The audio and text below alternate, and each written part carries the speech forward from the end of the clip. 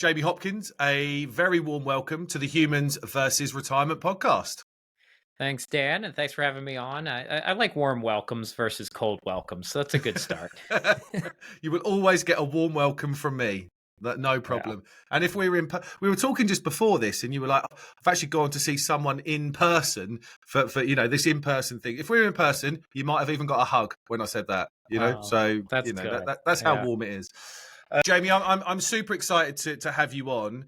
You're I think you've probably forgotten more things about retirement than people have learned, right? You've spent a career dedicated to this kind of wonderful phase of life and all the challenges and opportunities that it brings. So I'm super excited to have this conversation with you, and I suppose to set the scene with this, I think it'd be really cool for you just to say, give us your journey, where you've got to. You've worked for some amazing people and organizations and done some amazing things to get you to where you are. So I'd love for you just to kind of let us know how you've got there. Yeah, well, you don't have to rip on my bad memory too much at the start, but I do forget things now. That's funny. I searched for something not that long ago. I know we were talking about Google search, and I searched for something, and like the top article that popped up was one of mine. That was like who's Yeah. this idiot, right? Like Yeah. that. I totally forgot I wrote something on it. And it was probably 4 or 5 years ago. It was, I think, the 199 Cap A, which is like a tax law for business owners here in the U.S. I was trying to like find a detail about it, and then like it happened to be I actually wrote on that detail at one point. I was like, oh, I forgot I wrote this article. I knew I looked at it at some point, but yeah, I appreciate having me on, and I'll tell a little bit of my story and just the journey that I'm still on, as I think everybody's on a journey, no matter where they are in life. But I grew up in Baltimore, Maryland, which is on the East Coast of the United States. Both of my parents were in the construction world, and my origin story kind of comes from them into this space. Is my dad passed away when I was 8 years old on a job site accident. I ended up in that world of where really the person who is the primary earner for our family was gone. And you don't know all these lessons when you're 8 years old, right? But the scarcity, the fear, all of those things that I felt really did fuel my first relationships with money and the view I had on having an impact on making retirement more secure for people like my mom later on in life. But at 8, you have no idea what that's like. You're just upset and there's fear and all these things. Interesting part about that though is my mom's experiences were very different. She was started a business with her spouse, and so her first money memories weren't of loss of the breadwinner. It was she'd been an entrepreneur and she knew that she was going to find a way to move forward. So there's a really interesting that we both went through the same events but had very different experiences from it, which is a very important lesson that I didn't learn until not that long ago. But fast forward, I was clerking in the appellate division here, so the legal system in the United States, and I got to work on one of Bernie Madoff's cases, and it really set me down this path of the abuse of trust and what we don't want to see the financial service industry being, because there's so much trust that occurs in this space of people managing your retirement and your savings, and you kind of can't have it go wrong. You don't get a redo for most of this. And going through that, I just said, well, like, why is there so much mistrust here? Why don't people, like my mom, get advice? That what sent me into retirement planning. And at the time, and it was 17 years ago, roughly speaking, I was reading and seeing things on TV that said, come to your retirement income planning with us. And I just kept asking myself, like, where does somebody like my mom even go for this? Because they're really, most people are not saying I specialize in non-college graduate construction workers is like almost nobody's specialty. No. Oddly enough, I've said that for 17 years. I finally met in Denver, Colorado, a financial advisor that specializes in construction and trade workers. And it was like the Yeah. first one. No, I love that. But yeah, I started thinking about different ways I could impact this world.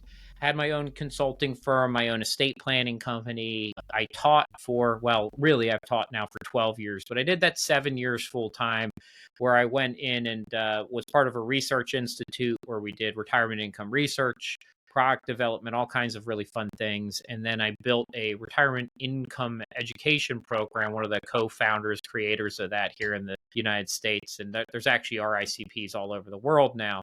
But there wasn't much education on it. Interestingly enough, for the financial planning world, the CFP certified financial planner is kind of the main designation education program, didn't add retirement income planning to the curriculum, I think that 2016, 2017. So you just think about the millions upon millions of people that were getting advice, but really without having trained advisors on the underlying research, behavioral, and best practices. So we're still early in that, to be honest, as a profession.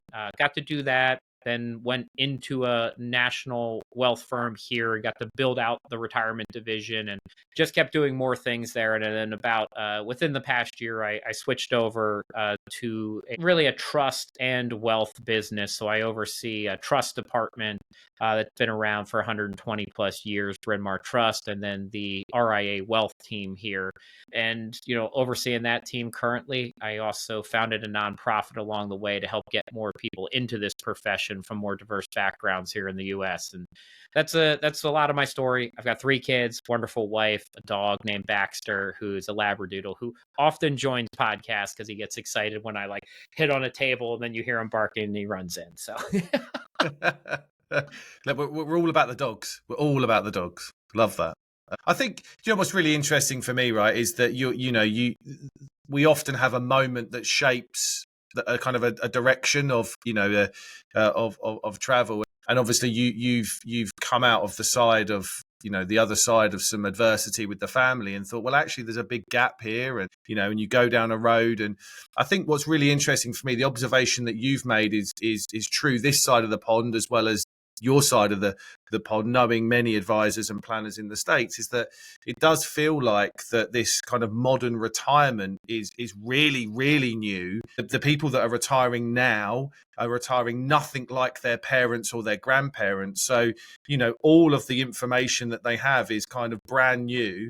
And for so long, the financial planners and advisors have wanted to work with retirees because they've got money. So they've been the most sought after. But in my experience, they've been the most underserved, right? Because because we just haven't adapted and we haven't got the knowledge. And you're trying to do a load of work on this to make sure that the knowledge of the psychological and emotional impact of retirement, as well as thinking about planning for income for life, which is just full of ridiculous complications and assumptions, it is something that we can start to have these really good educated conversations about with people. I reckon we could spend about 3 hours. We haven't got 3 hours, but we could definitely go into this. I want to, for people watching and listening, Jamie has written an amazing book called Rewirement, Rewiring the Way You Think About Retirement, full of amazing information. Obviously, we're now 2nd edition, distilled from all those years that you've talked about. So a link to the book will be in the show notes. But I'm really interested to kind of really set the foundation to the next few topics and questions that we're going to go through. Why do you think, Jamie, that people need to rewire the way that they think about retirement? It's a right question to ask, Dad, and it's what spurred on the whole book. Was I started realizing, and actually I realized it on the advisor side first, is that advisors had a mentality about retirement that was almost identical to the way they were approaching the savings and accumulation, the working phase of life. Absolutely. And I was actually sitting in a bar with my friend John in Philadelphia. He was helping me edit the book, and we had a different title in the first version of it that, before it actually went out. And it was really just about managing retirement risks.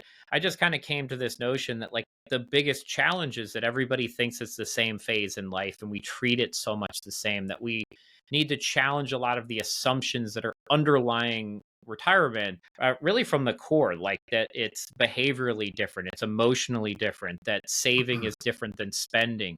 And then I got to this notion later on that in a lot of my presentations I call it SNS, savings, not spending. And what I realized is both advisors and consumers as a whole learned about how to save and not to spend. We're essentially told in most countries and most cultures in the world that savings is good and spending is bad. And that if you just save for long enough, and you save more money than you spend, you'll end up okay. But the dynamics when you get to retirement, it's just not true. Like the reality is we actually are, for a lot of people, going to have to spend more money than we're creating each year. And so it's a whole different psychological and emotional thing that comes together into retirement. And the fun part about, learning about this and experience it while you're working with it is that I keep learning things every year. And like one of the things I've really gotten into lately is treating the retirement income process like a change management process. And that's not something that I had in either the first two versions of the book, but I started realizing, we're going from this working phase and we have beliefs about the world that exist here, but we need to move to this retired phase. And in fact, we do need to change beliefs. So most change management is about changing beliefs, creating a process, and then reinforcing it. And so it's really interesting because I think really good advisors do those three things. But we often don't think about it in the sense of a change management process. But as individuals, do we know that we have to go through this change?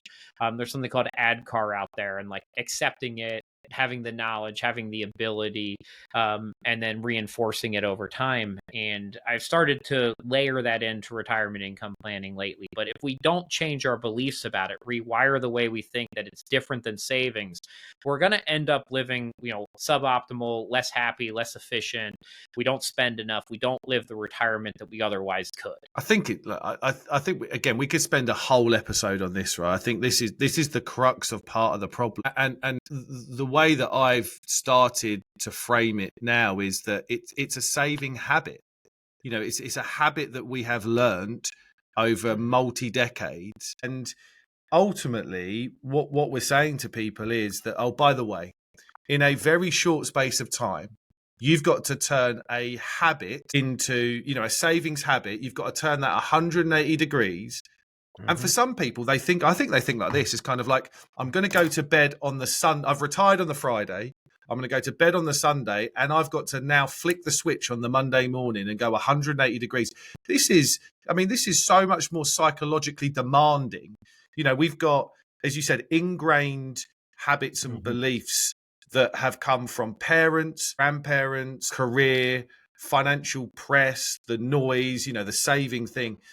And unfortunately, if work isn't done on breaking that saving habit to become into a spending mindset, then retirements will probably not be as fulfilling as they absolutely could have been. And then I think, in my opinion, I'd love to get your opinion on this, that you see financial plans derived with some sort of Monte Carlo success rate, and they're trying to get them up to kind of 90, 95, 99%.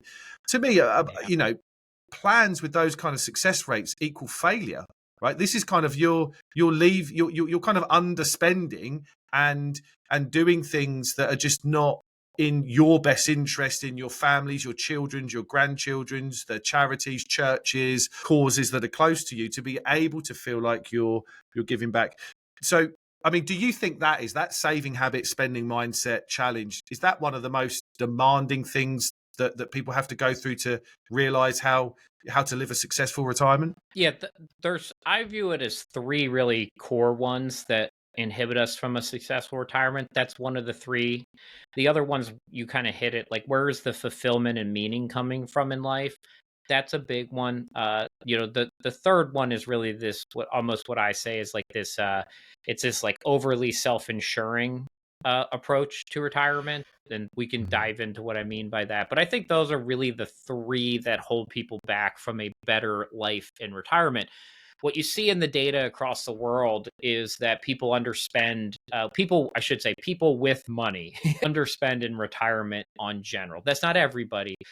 And that happens for those kind of three reasons. Is one, people aren't really sure how to spend money to generate happiness. That's a really interesting thing because most of our lives, we spend money more out of kind of city constructs and needs.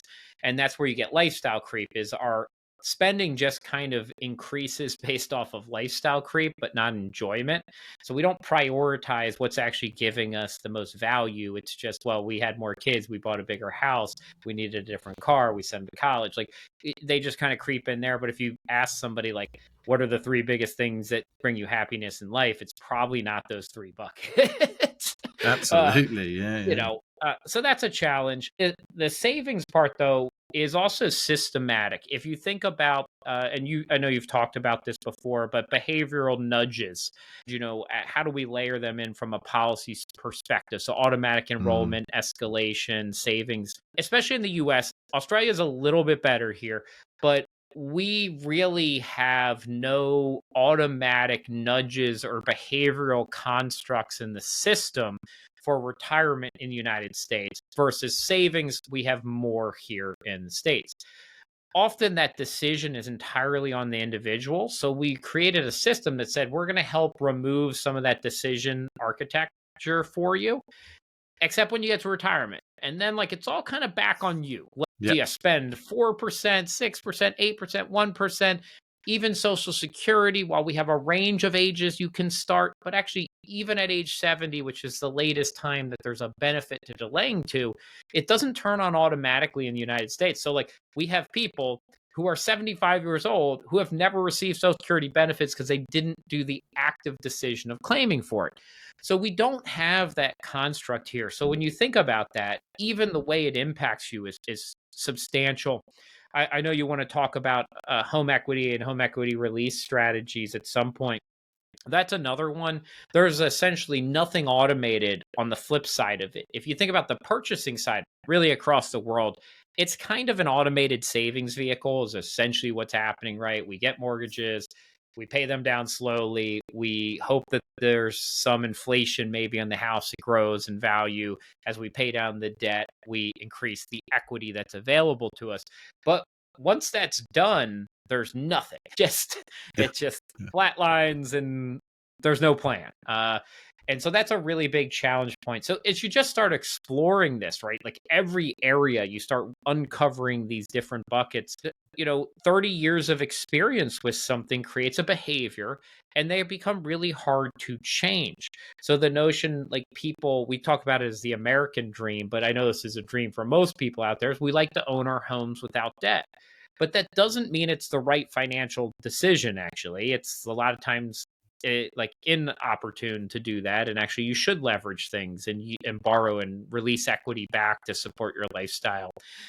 But for most of our lives, we were on a path to pay down something. So when we get there, we have this sense of, I finally paid off my mortgage and I don't have this outflow. But there are other things you can do that actually improve your retirement and spending and portfolio by releasing equity and using that strategically throughout retirement. It's just a brilliant information. Honestly, such good information and advice. I mean, look, I've got some really interesting things that I've heard about this stuff, right? I think you mentioned that it's kind of, you get that lifestyle creep and you have a bit of a societal impact on kind of what you're spending. I think more than ever now that, you see people in the accumulation phase of their life and how they're spending money, it is influenced by more than it's ever been influenced by. It's influenced not only by their neighbor, but by the person or people they're seeing on their phone that live in a different country or a different state or whatever, right? So, the influence of spending is there. And that's okay when money's coming in, right? If you're spending money and money's kind of replacing that money, that's a different feeling. And as you rightly said, because money's coming in and you're keeping up with society and you're replacing the money, I don't think anyone truly does any real good quality work on themselves to understand what makes them actually happy.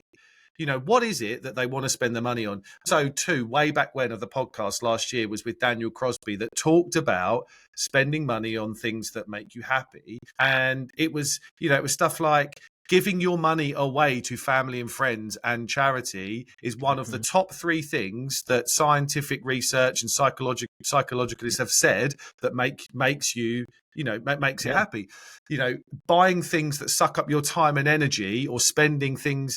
And actually, some of this stuff that is coming through from research is just quite simple foundational stuff, right? And we need to spend more time thinking about that. I think it's so important. Yeah, well, Dr. Daniel Crosby is one of my favorite people. I have told him before, though, on podcasts.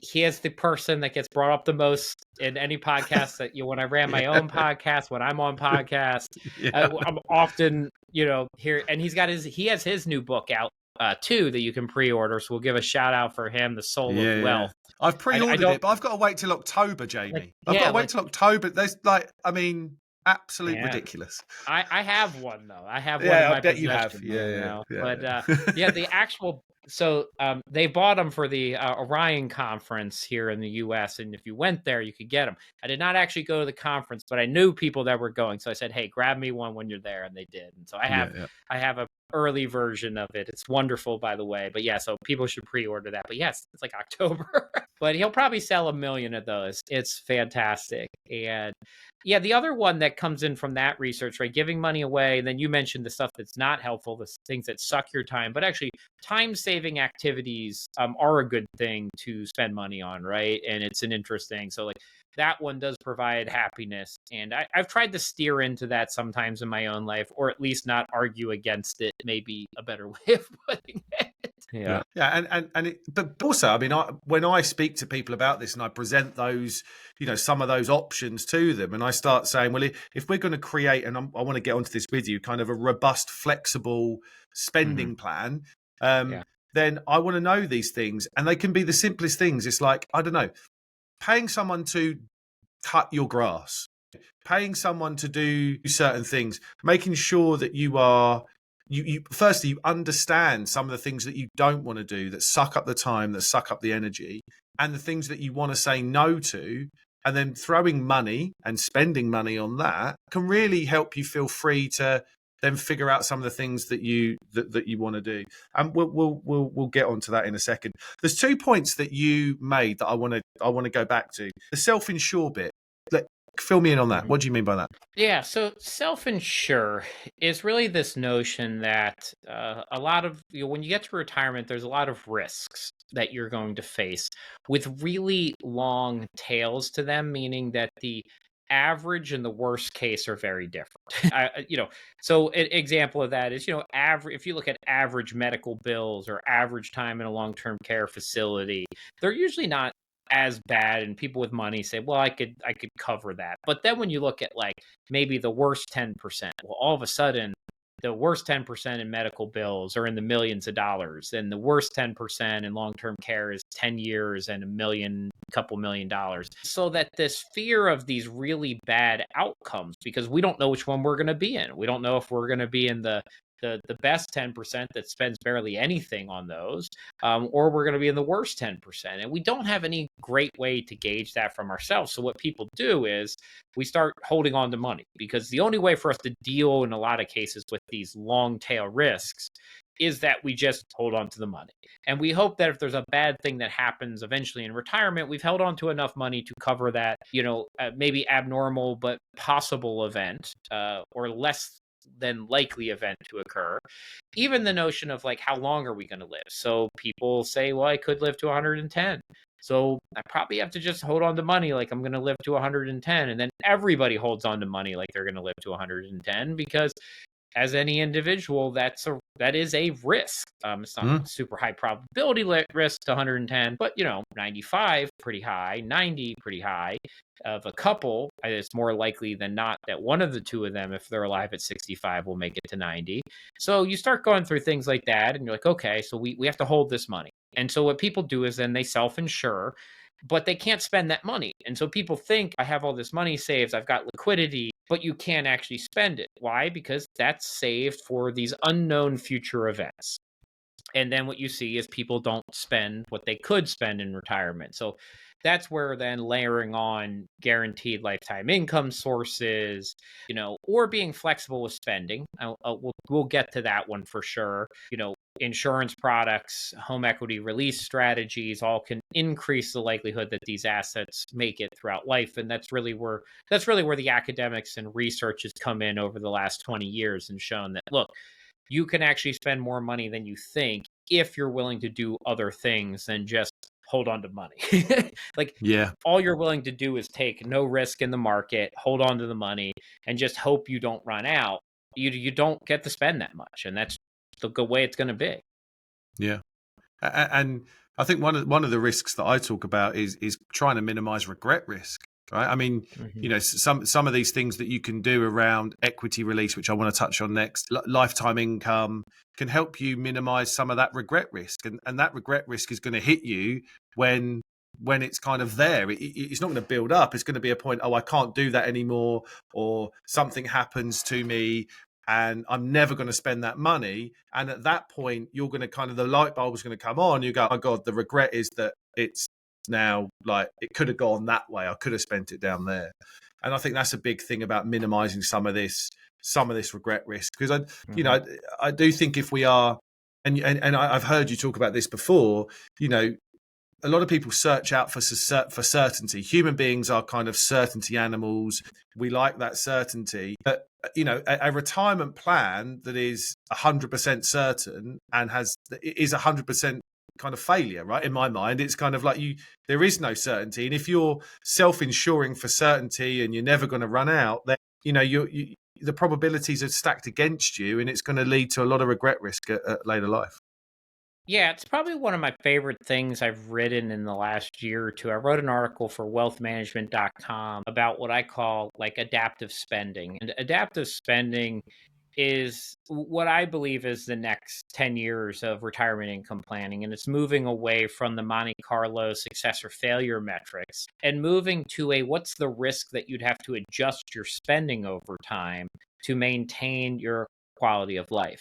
But the fun thing about that is really there's 2 or 3 different models that exist out there today that are starting to be used. But there will be, you know, there's probably 10 different variations of that that could be created. But it's essentially a guardrails approach. So you're essentially tracking your funded level towards retirement. And if you funded level starts to drop, and you hit a bottom guardrail, it essentially says, hey, we need to cut back spending for a period of time until you're back into a safe guardrail zone.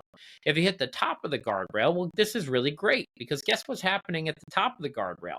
It's like you can spend more money and like you could give it away. You could leave it to your kids. Charitable donations and giving money away is one of the ways that people get a lot of enjoyment out of their money, interestingly enough, but maybe it's go on more vacations, all those things. And what it gets away from, though, is this idea of some percent likelihood of success or failure, but really just focuses on the when might we have to adapt our spending.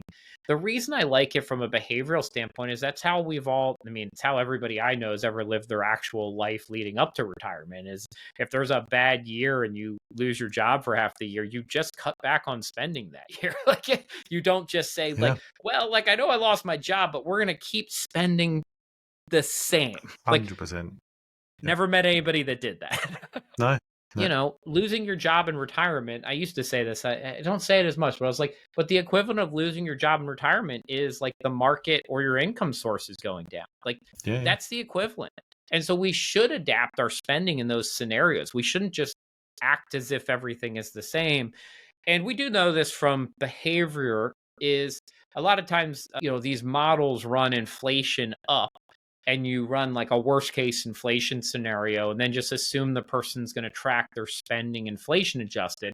And I'm always like, but that's nonsense. Like the whole point of inflation is that when inflation goes up, people spend less. Like they stop spending on the same things over and over again. I was like, that's exactly how inflation works. So we shouldn't have a model that just shows inflation at 7% forever. And yet you're going to keep up with that spending. I'm like, well, that's never happened. Like that's not how people behave. In those scenarios, eventually you will shift your spending. So if we just tie it back to more reality, it will help us have a better picture of how we can spend. And it gets away from this notion of failure. Retirement is not binary. It's not success or failure, just like life isn't, right? It's much more dynamic and gray than that. And the reality is that because we have to adjust spending for a couple years, that does not mean we failed in retirement. It's actually a very good thing. We should adjust our spending. Yeah.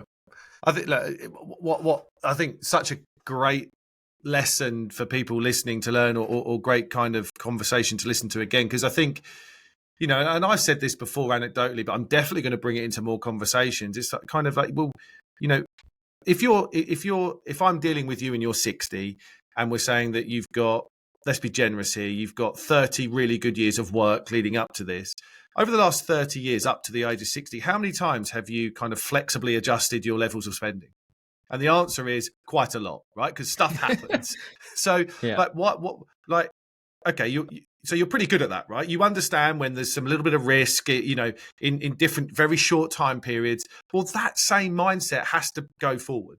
We have to be in a mindset that there will be certain points in a 15, 20, 25, 30-year retirement journey that you will have to think about cutting expenditure. And I'm a massive fan of this stuff. It's bringing reality into this. This is not putting a cash flow model where inflation is going up every year, as you said, by a certain amount, and you're matching spending, because that is so wrong. It's laughable. Like, every plan is wrong the moment it's created, but that is so far wrong.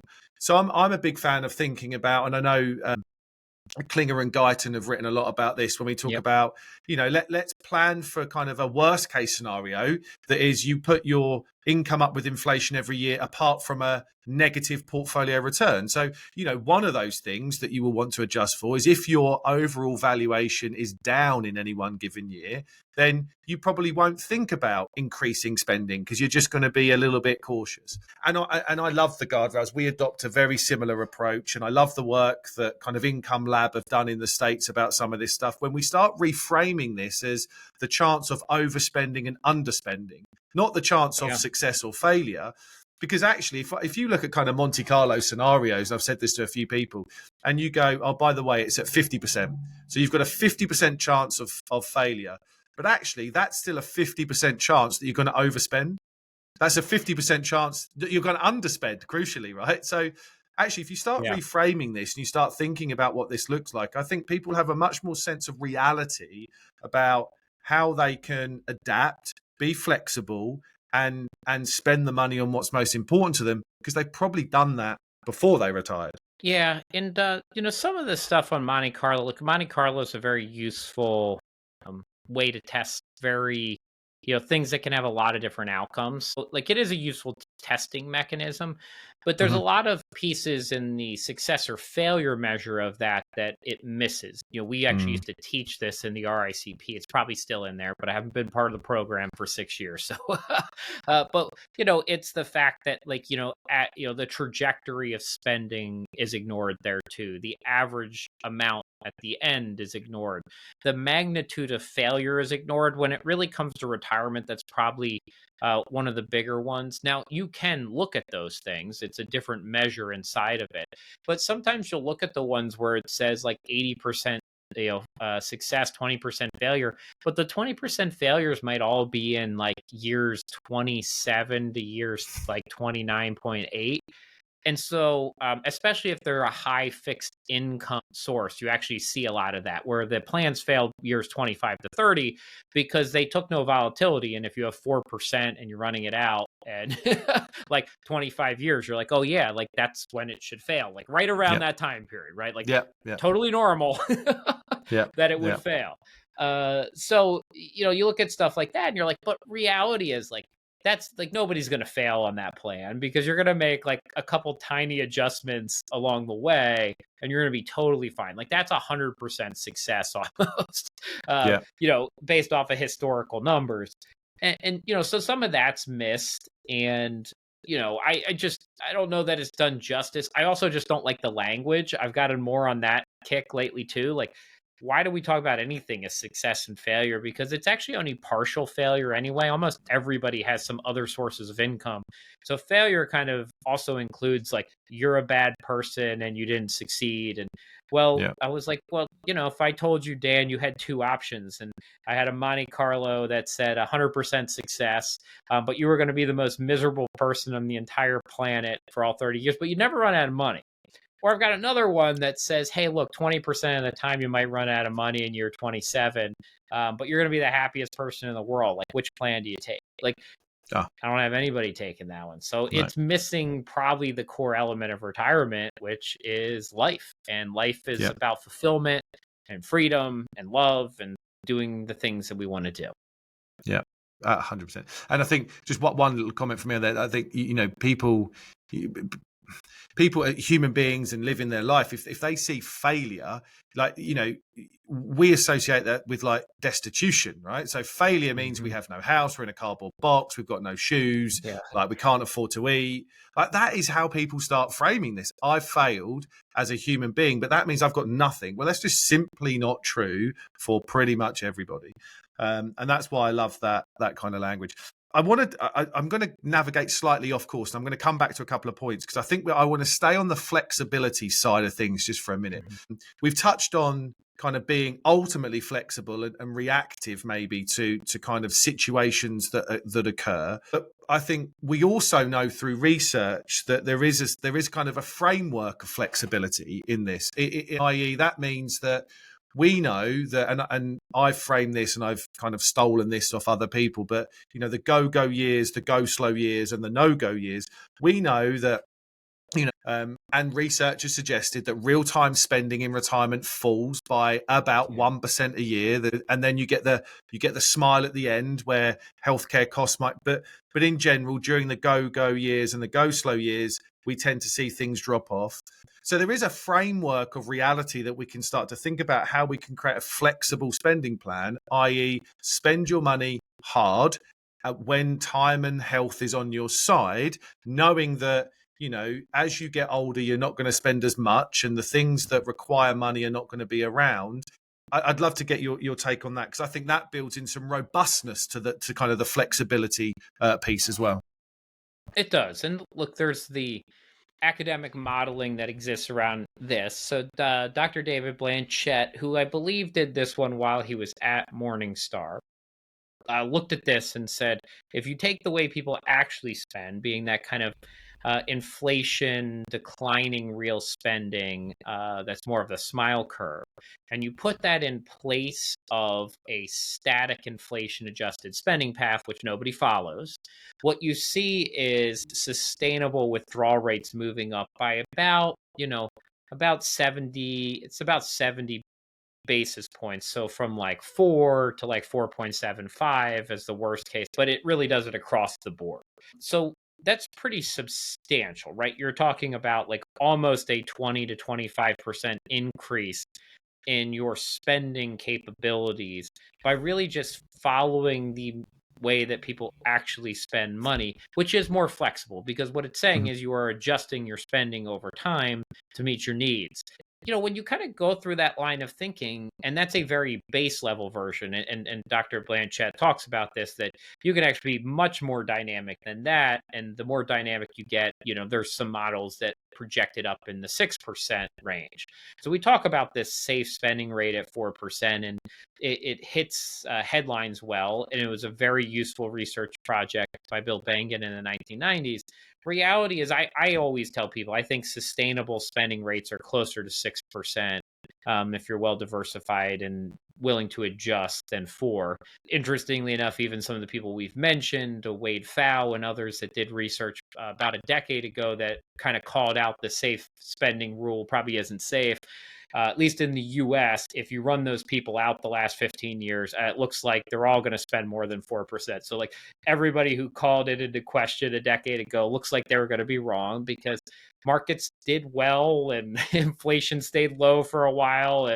10 years in, it's hard to see a lot of scenarios a third of the way through now where those people would actually run out of money at 4% from here on out. And actually, if they readjusted their allocations today, you could fix the problem completely and none of them would run out. So you can always be dynamic like that too.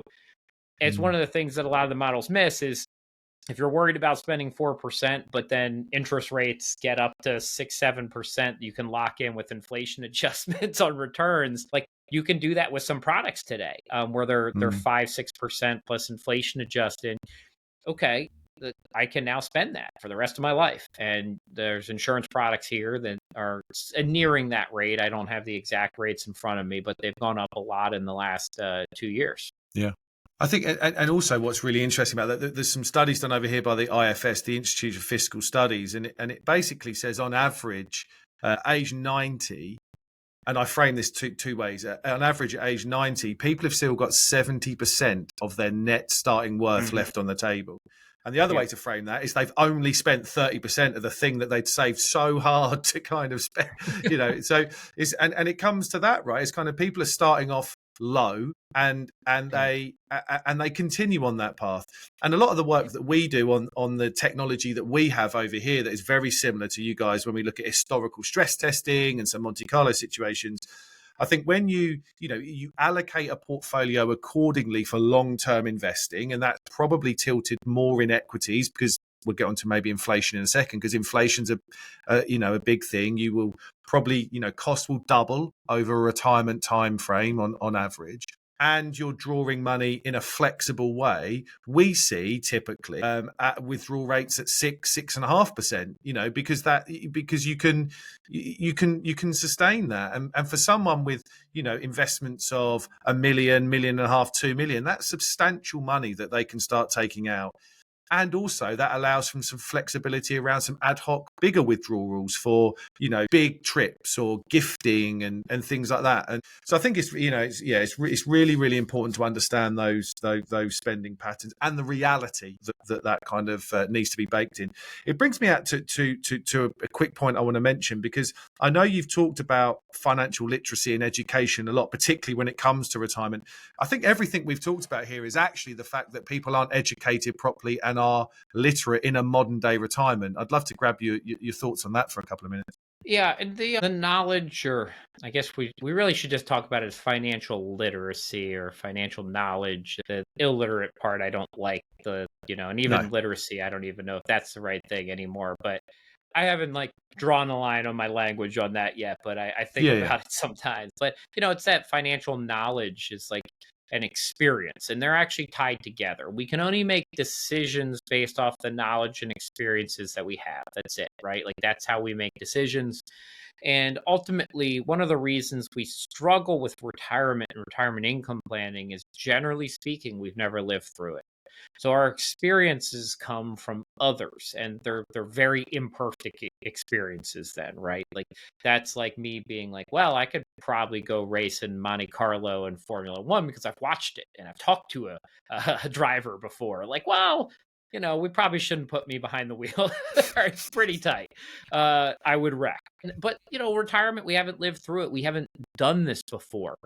And so we don't have the experiences. And the reality is, a lot of the people who experienced retirement 30 years ago, it's vastly different than what retirement looks like today in a gig economy, and different healthcare needs, different spending needs, different lifestyle needs, different family structures than used to exist. Retirement, as we talk about it here on the show, that's a relatively new concept in the history of mankind and humankind, right? We didn't have people that worked for 30 years, saved financial money up, and then lived off of it. You worked until you couldn't work, and then often you took care of family as your second job, right? And you live with your family and they took care of you. There's still countries that very much operate in that sense. The United States doesn't anymore. We've moved out of it. Australia's moved a bit from it. The UK, Canada, they've all moved a bit. But other countries, I'd say Mexico, which is, our southern friend right below us, the family dynamic of moving back in with family, living with them, much more normal, being very debt averse. All those are culturally driven. But our notion that we're talking about here today, very new. So we don't have a lot of experience with it. We haven't lived through it. And we're not taught about it as we move through life.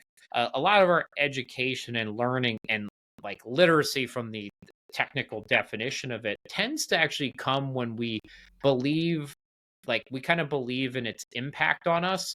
So we become retirement income literate and understand it once we retire and start living in it. The problem with this type of area of the world is, a lot of the really important decisions we need to make to optimize it should be done 5 to 10 years before we get there. And that's one of the challenges. And that's a human behavior and probably natural world order issue. It's the same stuff. We learn how to generally be good parents once we have kids. We don't study being a parent for 10 years before. And I kind of joke about that. I was my parents woefully underprepared me for how to be a parent. It's all these things that I feel somebody should have told you. Nobody tells you. And then you get there and you're oh my gosh, this is really hard. I say that to my kids all the time, right? My two kids, they say something and we're having a little bit of a disagreement. And I'm like, there wasn't a manual for this. I'm learning on the job, right? I don't know what the answer is. Yeah. But we do that all through life, right? I mean, actually, like YouTube's a great example of that. Now we look it up when it's time, right? I don't learn how to fix anything before it breaks, and now Exactly. I learn how to Yeah. fix it on YouTube once it breaks. Great analogy. Great analogy. Yeah, yeah. Do you know what? I think it's even, I think I'm obviously preaching to the converted here, but I think it's even more modern than that, right? I mean, retirement as a concept, as I've spoken about on the show before, is modern. You know, it was invented, 100 years ago for the Industrial Revolution, and people just got ill and had to stop work, all that stuff. But like I said earlier on, you've got people retiring now that have got a pot of money. That never happened before, right? People retired before with an income. They had defined benefit, final salary type pensions, which is a whole different dynamic. Yes, there's a challenge psychologically about retiring, but the money thing is kind of taking care of it because that's the only thing. That pot of money dynamic now, like the onus, as you said earlier on, the onus is on the individual to control their own retirement. There's no one to look up to. They've got one shot at it.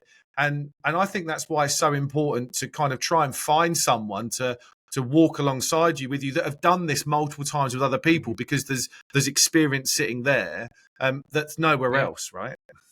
Yeah, and ours is incredibly new here, right? 1976 is ERISA, the Employee Retirement Income Security Act, which was passed, which set up our 401ks and our savings structures here in the United States. And then you take that out. I mean, that's when we started saving in these vehicles here. That really people who had accumulated 30 years there from something in 1976 takes you to 2006. First generation, isn't it? First generation stuff. Yeah. So we really have people 15 years into retirement right now that are that's the first group that's ever been in this version. And so we struggle in the US on what's the right regulations and products and strategies and planning and professionals to walk alongside this. And it kind of wraps us back to one of the beginning things, which you go there. 2007 was roughly when we started kicking off this notion of building out a retirement income education program and resource center in the US at American College. And actually, I had never lined up those dates as closely as before, but it's literally like within a year, right? We were like, oh my gosh, we really need to do something about this. And that's where this started coming into existence, because we haven't really experienced the full run of it yet. The other interesting one that I talk about a lot is I don't think in the US, and I'd probably say for you all too, I've done a little bit of work there, is I don't think we're facing a retirement savings shortfall crisis. Like I see articles about that every once in a while. I actually don't believe that. I think people are adaptive, they're resilient. We actually will be okay. That doesn't mean individuals won't run out of money, but as whole countries, I don't see that retirement shortfall existing in the same way that some of the models suggest it's there. I don't worry about that. I do worry about a long-term care crisis, but I don't worry about it necessarily from the savings standpoint and the income standpoint. I worry about it from caregivers. We've mostly relied on family members to provide long-term care services, unpaid and in an informal way forever. We don't have a system built, really, from what I've seen anywhere in the world, that from a industry can handle the number of people that are going to enter into care facilities over the next 20 years. And we don't have large enough families in a lot of countries anymore to support that care. So we went from 3, 4 kids, 5 kids in all these different places down to 1.5, I think is the US one right now. That's a really interesting dynamic that we haven't lived through. It's not a math problem like we've discussed. Some of the stuff here is, some of it's an interesting math problem. It's behavioral, but that one is deeper. The government can't tax our way out of that one, right? Like if we just run out of kids that want to care for their parents, it's a different issue. And when you dive into that one, it's hard to come up with good resolutions. So a lot of the international and other groups that have popped up about long-term care, they usually come pretty short when you look at their suggestions on how to fix it. It's kind of it's daunting. And so that's one that does scare me a bit. in the future, and we're not that far off from that starting to happen. I mean, within the next Yeah. 10 years, that's going to become a really big challenge. I think it's also a challenge that modern retirees are aware of. Right? I mean, the amount of people that I speak to that basically say something on the lines of, "I do not want to be a burden to my Hmm. children," and I don't, when I get to that point, I don't. It would really upset me if I felt like they had to take care of me, or if I actually didn't have my faculties because I was really poorly. It would Yeah. upset me now to know that they would have to do that.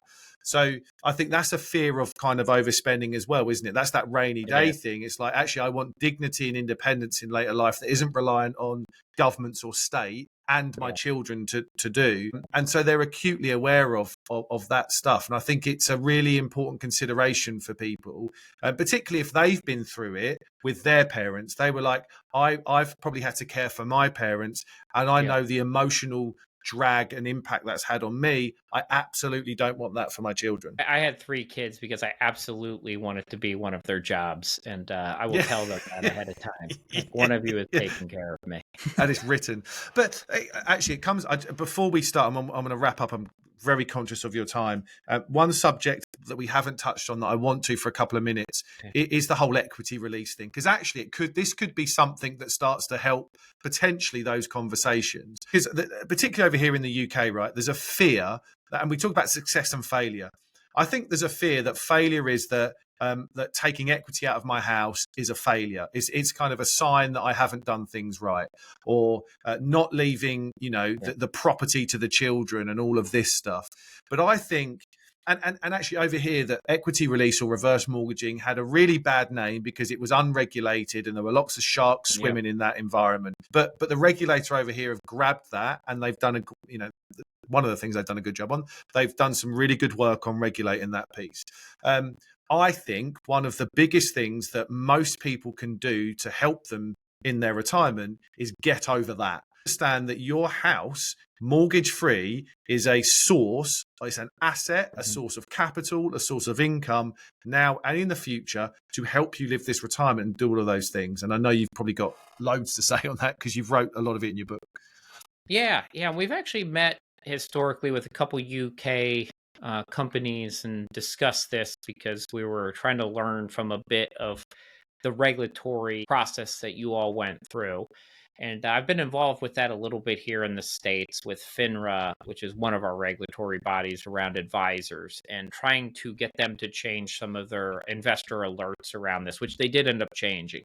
So I'll tell you that part of our story here was going back, I think it's 2009 or so, or one of our regulatory bodies put out an investor alert that said reverse mortgages or home equity release should only be used as a line of last resort. Well, the interesting thing about that was, within the next couple years, there was a good amount of research that came out that showed that was actually just about the worst possible way to use home equity was to just leave it to the end and then use it when you ran out of other things. If you conceptually think about this, just in any scenario in life, the do nothing strategy is usually not the best strategy, right? Like it's probably not a good strategy. So the do nothing strategy is not a good strategy. Whether you sold and downsized or set up a reverse mortgage and didn't use it, or set up a reverse mortgage and used it in the year after down market cycles to draw from there for your spending instead of your portfolio, those actually were all shown to be much more, kind of effective strategies and actually increase the likelihood that you could spend and increase the longevity of portfolios. So we actually took that research at the time to FINRA, presented it, and they did end up changing the investor alert. That was maybe 2012, 2013. So we've been on kind of a 10 to 11-year journey of trying to improve the regulatory world. We had some issues here around that too. Ours has pretty much always been regulated, though. It's really been a government product in the US, sold by, whatever you say, like the public market instead of the government or private market, I should say, but they're selling their product. But we still got a lot of what I'll say is just bad marketing and sales tactics there. So it wasn't necessarily the underlying product was bad, but we were using it for the wrong people in the wrong situations. And it did cause, some bad outcomes where just people weren't going to be able to make property taxes and then would lose their home because of that. Now, the sad part about some of those scenarios are if you run those out in 10 different ways, there probably aren't a lot of good outcomes. These were a lot of people that had not a lot of savings, weren't being able to meet their, needs, ran out of money. But there was some predatory lending practices going on too. And that's mostly been cleaned up. The product's getting better, but adoption is still really low.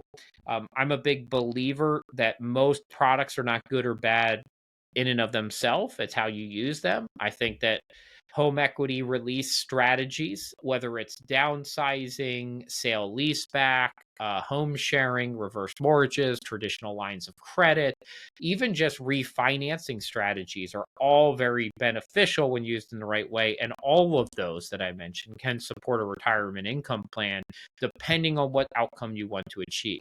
Here in the States, we can also buy a property in retirement with a reverse mortgage product, which is a very interesting one too. So yeah, I think they definitely need to be reviewed. They should be included in financial plans. I've written an article that's been passed around a lot that fiduciaries, which I believe all advisors in the UK now are fiduciaries. Is that right, Dan? I think you all like regulated that more maybe Yeah, 15 years ago. as you guys define that, absolutely, yeah, yeah.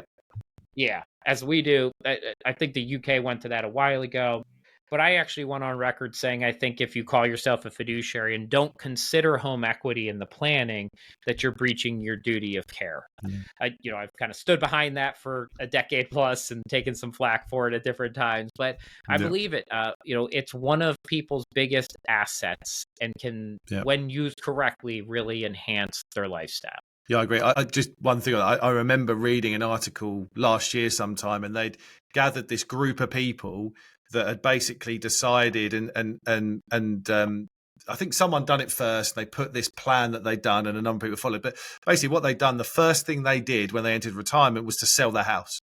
Sell the house, get all the equity from the house, then go and like rent or be a bit of a nomad. So I'm not going to, I'll kind of spend 3 months here, 6 months there, Airbnb this, but I'm actually going to, the first thing I'm spending down is the capital in my house. I'm going to sell it. I'm just going to spend all of that first. Then I'll get to the pensions or the 401ks. Then I'll get to the stuff. And I found it fascinating just kind of reading how they'd done that and their ethos behind it. A bit extreme, but I think that, the point is there, right? It's a big asset that's got value that people can absolutely use. Look, we're right at the top of the hour. This has been such an amazing conversation, Jamie. Thank you so much for taking the time. One very final question, and I don't know whether you're going to be able to find one point, but if you could kind of say to the listeners, is there one really important step that you could give them that could help them when it comes to planning and building their plan for retirement? Yeah, so this is a different answer than I used to give. It's a little bit more behavioral. I actually tell people, what is that aspiration that you want in life? And I think you need to start with that. And that's a little bit harder. What is an aspiration? It's like, do you want to be a great parent, a great philanthropist? What is that piece of things? It's not just I don't want to run out of money, but like, what is that aspiration of your life? And that will reset what the plan and everything else that should fall into place is. I used to not ask that one. It was much more retirement goal driven. But I want to know what ultimately matters, because a lot of times people say, I want to save money so I can do this, that, or the other. And you're like, well, why? And when you dive into it, it's because there's something else there that they really care about. And to your point, it's that they want to provide for their kids and care about them and don't want to be a burden, and that they want to be, live independently and be known for that. Well, okay, that's more of our aspiration. So then let's figure out how to put this all together to meet that aspiration, because that's what's going to make you fulfilled and happy and feel free in life.